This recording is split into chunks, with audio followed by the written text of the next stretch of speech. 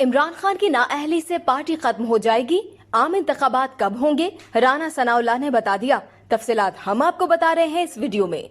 वफाकी वजीर दाखिला राना सनाउल्लाह ने कहा कि 2023 के शुरू में या वस्त में बहरहाल इलेक्शन होने हैं और वो इलेक्शन का साल है। उन्होंने कहा कि ये कहना कि इमरान खान को नाअहल करने से सारी पार्टी बिल्कुल सफर हस्ती से मिट जाएगी, मैं तो एक सियासी कारकुन के तौर पर इस बात पर यकीन नहीं रखता कि हमें इस तरह की कोई हिकमत अमली सियासी तौर पर बनाना चाहिए।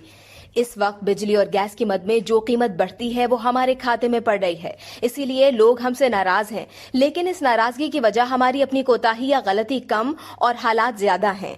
इन हालात में अगर वो इकदाम ना किए जाते, मुश्किल फैसले ना किए जाते तो शायद मुल्क डिफॉल्ट से दो चार हो जाता।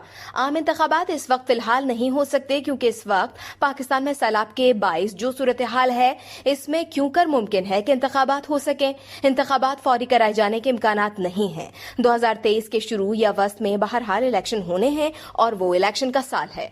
वो कहते हैं कि पंजाब में काफ लीग का कोई बंदा उन्होंने वजीर नहीं बनाया। इस वक्त वहां हालात ऐसे हैं कि पंजाब हुकूमत इस वक्त बच्चों का खेल बनी हुई है। ऐसी सूरत में अगर कुछ लोग सामने आते हैं और इस हुकूमत को गिराने में हमारा साथ देते हैं तो हम क्यों ना उनकी बात सुनेंगे और उनके साथ खड़े होंगे।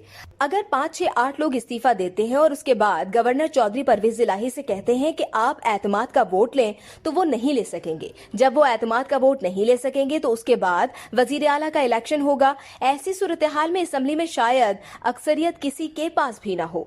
इस वीडियो से सिर्फ इतना ही। मजीद जानने के लिए सब्सक्राइब कीजिए डेली जंग यूट्यूब चैनल और लाइक कीजिए डेली जंग फेसबुक पेज।